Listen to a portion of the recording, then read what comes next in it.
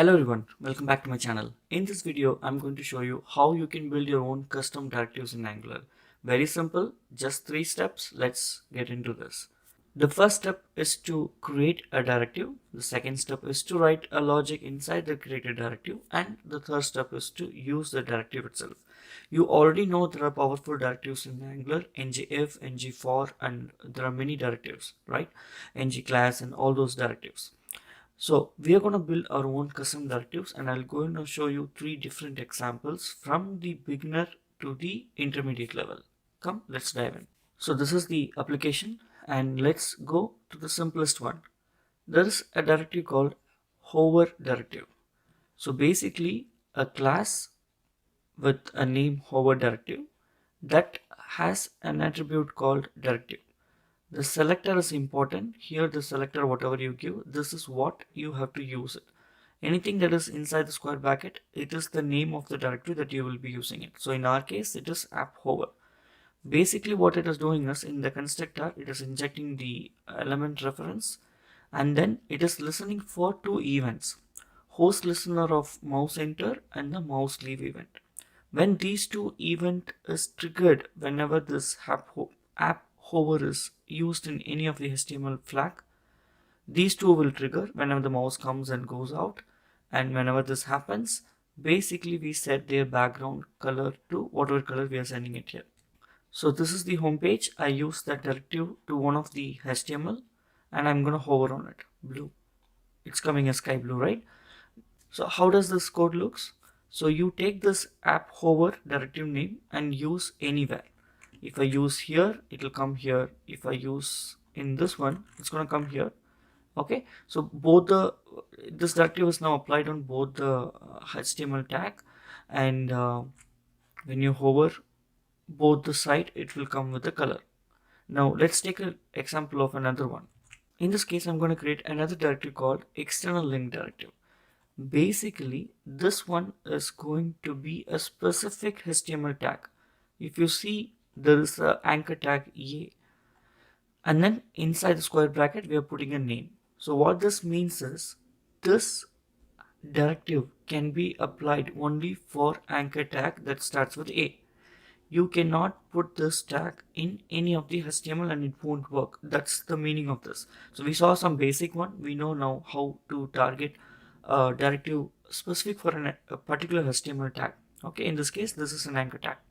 So basically what we are doing is, if the URL specified in the anchor tag is not matching with the domain host of our product, like our application that was deployed. So example, if I have a link, let me take an example here. So I have a reference link to Google, and then I'm applying the attribute.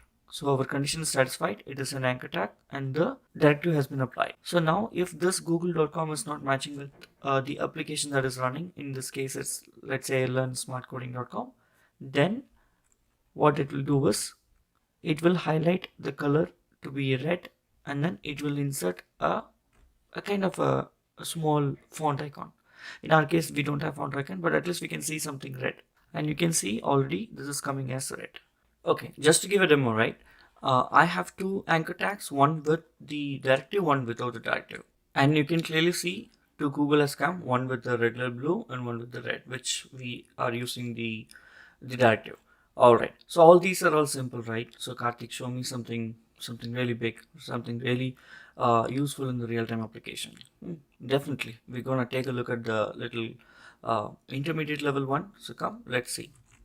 All right, this is the third one. Okay, so basically this is something called password strength directive. It's just a name that I have given. So what it basically does is, this is a directive that you can use at any point of time, anywhere.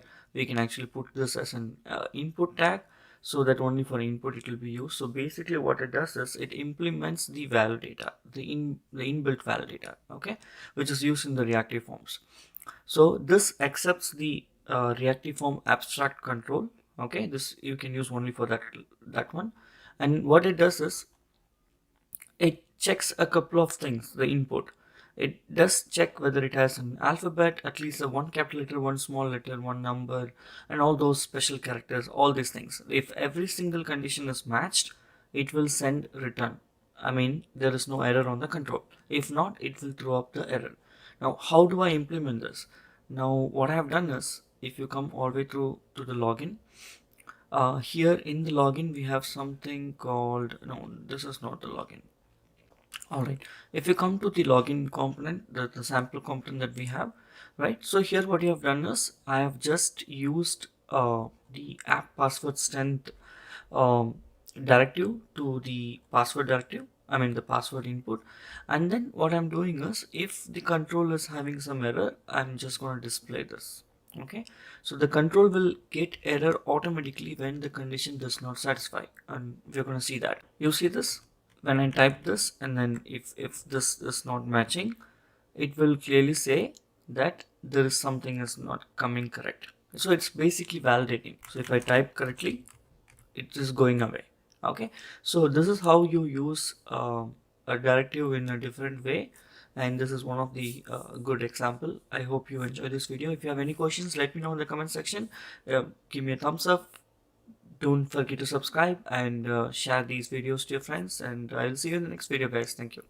Thanks for watching. If you like my video, don't forget to subscribe my channel, like it, share it, comment it, and never forget to click on the bell icon.